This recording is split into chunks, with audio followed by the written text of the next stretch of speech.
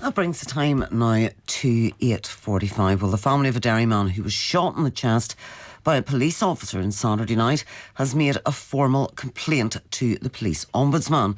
A PSNI officer also sustained knife wounds to his arm and head during the incident, which happened in Celadine Court in Gobnascale. The man who was shot was taken to the Royal Victoria Hospital. He still remains there in a stable condition. Well, our reporter Teresa Craig has been speaking to Kieran Shields from Madden and Finucane Solicitors, who's representing the family of the man who was shot. He was admitted to the intensive care unit at the Royal. He underwent surgery. He was released into a separate ward around tea time. His condition has been described as serious but stable since, but there appears to be a general level of improvement in relation to him. I remember his brother was able to get in to see him for a short time today, and he travelled up from Derry. He was able to spend a short time with him, and they had a short conversation. But it appears that he's on the mend, and that there's a hope that he might be released certainly within the week. And it's a difficult time for this man's family. You've been speaking to the family. How are they, and what more can you tell us about this man? Well, obviously, I've been liaising mainly with his older and his younger sister. There's been of tremendous assistance in respect of providing familial detail in relation to their brother. Obviously, it's been a very distressing time for the whole family. We were told yesterday at tea time that he had been arrested for attempted murder.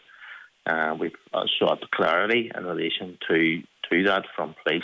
We sent them also detailed correspondence on around lunchtime today. That hasn't been acknowledged so far. But I would expect to hear from police soon enough. But I mean, overall, it's been a traumatic enough time for this man's family. And on that letter that you've sent to one of the senior officers on the case, can you divulge any of the elements, any of the key issues or concerns that the family might have and that were contained in that letter? Well, I don't want to go into a lot of particular detail, but in broad terms, the family want to know exactly what was the reason for lethal force to be used against their brother. What the family want to know is what was the exact nature of the confrontation that took place with officers. They're concerned that clearly CS spray was administered on their brother, and they want to know why it was that one officer felt that CS spray was appropriate to use in respect of whatever threat their brother may have been presenting the police, and another officer thought it was appropriate to shoot him in the chest with a sidearm. What their concerns are that this is a vulnerable individual. They're keen that this matter gets progressed as quickly as possible, and they also have asked that the fullest cooperation go from the PSNI to the Ombudsman's office to assist them with their own inquiry. So many questions there from the family.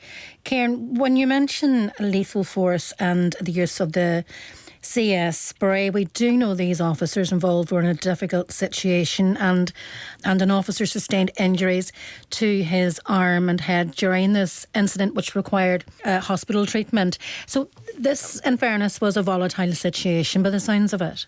It appears to have been a volatile situation. One issue is actually how long it took. I mean, there are very mixed accounts forward in relation to how long police were there. It would seem that certainly that these officers went first to another property in mistake in respect of the efforts to locate our client. It seems that the police may have been pressed for quite a time before there was any problem. We just don't know at this stage what occurred in that flat. One would hope that the body-worn footage that the officers would have been equipped to record from their entry was switched on. I'd like to think that it was.